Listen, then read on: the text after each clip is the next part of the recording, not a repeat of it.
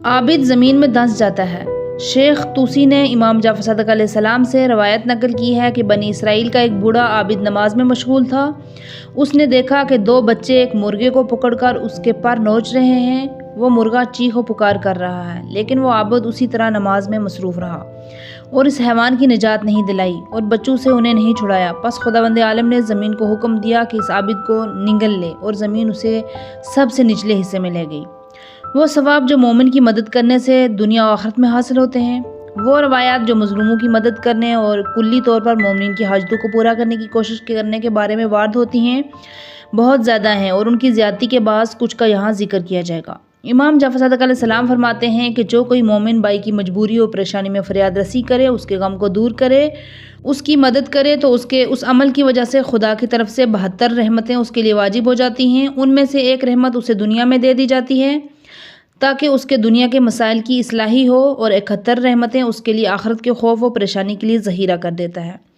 उसके अलावा फरमाते हैं कि अगर कोई शख्स किसी मोमिन की हाजत को पूरा करने की कोशिश करे, यहाँ तक कि वो हाजत उसके हाथों से पूरी हो जाए, तो खुदावंद आलम उसके नाम अमाल में हज व उम्रा और 2 माह मस्जिद अहराम में एतकाफ और 2 माह रोज़े का सवाब लिखता है। अगर वो हाजत उसके ज़रिए पूरी न हो तो एक हज और एक उम्रे का सवाब लिखा जाता है।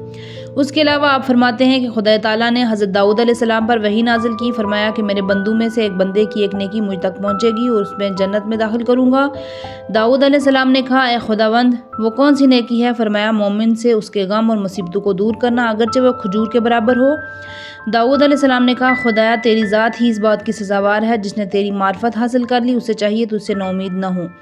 किताब फ़िक़्ह में मैमून बिन महरान से रवायत है, उन्होंने कहा कि मैं इमाम हसन अलैहिस्सलाम के पास बैठा हुआ था। उसी असना में एक शख्स आया और कहा, है फर्जंद रसूल, मैं फ़लाँ आदमी का मकरूज़ हूँ और अब वो मुझे कैद कर देना चाहता है। इमाम ने फरमाया, मेरे पास माल मौजूद नहीं है तुम्हारा कर्ज अदा कर सकूं। मैंने कहा, आप इस सिलसिले में उससे गुफ्तगू कीजिए, शायद वो मुझे कैद ना करे। इमाम ने अपने जूतों को पहना तो मैंने कहा, फर्जंद रसूल, क्या आप भूल गए आप एतकाफ में हैं तो मस्जिद से बाहर नहीं जा सकते? इमाम ने फरमाया, मैंने फरामोश नहीं किया, लेकिन मैंने अपने वालिद से सुना है कि मेरे जद रसूल खुदा सल्लल्लाहु अलैहि वसल्लम ने फरमाया कि अगर कोई शख्स अपने मुसलमान भाई की हाजत को पूरा करने की कोशिश करे तो गोया उसने 9000 साल तक दिन में रोज़ा रखकर और रातों को जाग कर खुदा की इबादत की है। इमाम जाफ़र सदक़ अलैहिस्सलाम का ख़त अहवाज़ के हाकिम के नाम। जिस वक्त नजासी अहवाज़ का हाकिम बना तो उसके मुलाजमों में से एक ने इमाम जाफ़र सदक़ अलैहिस्सलाम से अर्ज़ की, नजाशी के हिसाब व किताब में मेरे ज़िम्मे कुछ हिसाब है और वो मर्द मोमिन है, आपका फरमाबरदार है। अगर आप बेहतर समझे तो मेरी खातिर उसे ख़त लिखें। इमाम ने यह तहरीर फरमाया, उसूले काफ़ी, अपने भाई को खुश करो ताकि खुदा तुम्हें खुश करे। वो कहते हैं कि जब मैं नजाशी के पास गया तो अपने सरकारी काम में मसरूफ़ था। जब वो फारिग हुआ तो मैंने इमाम का ख़त उसे दिया और कहा, ये इमाम का ख़त है। जब मैं नजाशी के पास गया तो अपने सरकारी काम में मसरूफ़ था। जब वो फारिग हुआ तो मैंने इमाम का ख़त उसे दिया और कहा, इमाम का ख़त है। उसने ख़त को चूम कर अपनी दोनों आँखों से लगाया और कहा, क्या काम है? मैंने कहा, आपके हिसाब में मेरे ज़िम्मे कुछ रकम है। नजाशी ने कहा, कितनी रकम है? मैंने कहा, 10,000 दिरहम। नजाशी ने अपने मुंशी को तलब किया और उसे हुक्म दिया कि इस शख्स की तरफ से उसकी रकम अदा करो, उसके नाम का हिसाब रजिस्टर से ख़त्म कर दिया जाए। फिर हुक्म दिया कि आइंदा साल के लिए भी इसके लिए इतनी ही रकम लिख दो। उसके बाद उसने कहा कि मैंने तुम्हें खुश कर दिया। उसने जवाब दिया, जी हाँ। इसके बाद नजाशी ने सवारी के लिए एक घोड़ा, एक कनीज़ और एक गुलाम और एक जोड़ा लिबास उसे देने का हुक्म दिया और हर चीज़ देने के बाद कहता, क्या मैंने तुम्हें खुश कर दिया? वो जवाब देता था, जी हाँ, मैं आप पर कुर्बान हो जाऊँ। जिस कदर कहता था जी हाँ, उसे इतना ही ज़्यादा देता था। जब ये चीज़ें दे चुका तो उसके बाद उससे कहा कि इस कमरे का पूरा कालीन जिस पर मैं बैठा हूँ अपने साथ ले जाओ, क्योंकि तुमने मेरे आका व मौला का हाथ उसी कालीन पर मुझे दिया है। इसके अलावा कोई भी हाजत हो बयान करो। उस आदमी ने शुक्रिया अदा किया, वहाँ से रवाना हुआ। जब इमाम की खिदमत में हाजिर हुआ तो तमाम बातें इमाम को बताईं। इमाम नजाशी के इस अमल से बहुत खुश हुए। उसने इमाम से कहा, फर्जंद रसूल, आप मेरे साथ नजाशी के इस अमल से खुश हैं? इमाम ने फरमाया, हाँ, खुदा की कसम, उसने खुदा और उसके रसूल सल्लल्लाहु अलैहि वसल्लम को भी खुश किया। अली के वालिद यकीन से नकल किया गया है कि अहवाज़ में यहजा बिन हालिद के मुंशियों में से एक मुंशी हमारा वली मुकर्रर हुआ। मेरे ऊपर काफ़ी ज़्यादा टैक्स था जिसके अदा करने से मैं माजूर था, क्योंकि टैक्स की अदायगी की सूरत में मेरी तमाम जायदाद माल मेरे हाथों से चला जाता। लोग कहते थे कि वह मोहम्मद का कायल और शियों में से है। डरा कि कहीं मैं उससे मुलाकात करूं, शिया न हूं। मेरे पास उसके अलावा कोई चारा नहीं था अहवाज़ से मक्के की तरफ फ़रार अख्तियार करूं।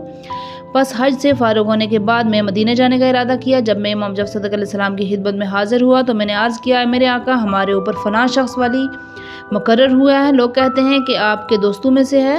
खौफ की बिना पर शायद वो शिया न हो, उसके पास जाने से मेरा तमाम माल मेरे हाथों से चला जाए।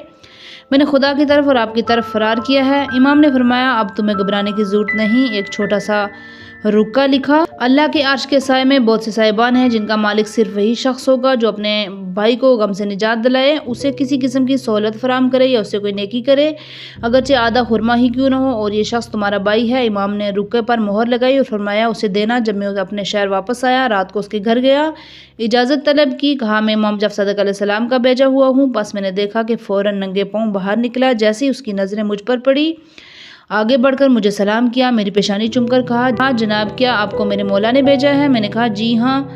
उसने कहा, अगर ये सच है तो आपके लिए मेरी जान भी कुर्बान है। बस उसने मेरे हाथों को थाम लिया। दरियाफ्त किया, जब आप मेरे मौला से रुखसत हुए तो उनका क्या हाल था? मैंने कहा, अच्छे थे। उन्होंने कहा, खुदा की कसम। मैंने कहा, खुदा की कसम। उसने 3 मरतबा ये अल्फाज मुझसे कहे। बस मैंने इमाम का रुका उसे दिया। उसने पढ़कर चूमा, अपनी आंखों से लगाया। उसके बाद उसने कहा, ऐ भाई, आपको मुझसे क्या काम है, बताइए। मैंने कहा, सरकारी हिसाब में मेरे ज़िम्मे कुछ 1000 दिरहम हैं, उनके अदा करते करते मेरी जान निकल जाएगी। ये सुनकर उसने सरकारी फ़ाइल तलब की। जो कुछ मेरे ज़िम्मे था उसे माफ़ कर दिया, मुझे अदायगी की रसीद दे दी। उसके बाद उसने अपने माल के संदूक मंगवाए और उसमें से आधा माल मुझे दिया। फिर अपने घोड़े मंगवाए, उसमें से मुझे दिया। एक अपने लिए रखा, फिर अपने कपड़े मंगवाए। एक जोड़ा खुद लेता और दूसरा मुझे देता, यहाँ तक कि अपने तमाम माल में से आधा मुझे अता किया। मुसलसल ये कहता जाता था, ऐ भाई, आया मैंने तुम्हें खुश कर दिया? मैंने कहा, जी हाँ, खुदा की कसम। जब हज का ज़माना आया तो मैंने कहा, उसके एहसान और मेहरबानी की हरगिज़ तलाफ़ी नहीं कर सकता सवाए उस चीज़ के जो खुदा और उसके रसूल के नज़दीक सबसे बेहतर हूँ। उसके बाद हज के लिए रवाना हुआ ताकि उसके लिए दुआ करूँ और अपने इमाम और मौला की खिदमत में जाने का इरादा किया ताकि उसके सामने उसकी तारीफ़ करूँ, इमाम से उसके लिए दुआ करूँ। मक्का के बाद जब मैं इमाम की खिदमत में हाज़िर हुआ तो उन्हें बहुत खुश पाया। इमाम ने फरमाया, ऐ यकीन, वो आदमी तुम्हारे साथ कैसा पेश आया? जब मैंने वो तमाम बातें इमाम के गोशे गुजार की तो इमाम का चेहरा खुशी से दहकने लगा। उसके बाद मैंने कहा, ऐ मेरे मौला, क्या उसके उस अमल से आप खुश हैं ताकि खुदा उसे खुश करे? इमाम ने फरमाया, हाँ, खुदा की कसम उसने मेरे आबा व अजदाद को खुश किया। खुदा की कसम उसने अमीर मोमिनीन को, रसूल खुदा सल्लल्लाहु अलैहि वसल्लम को, अर्श पर खुदा को खुश किया।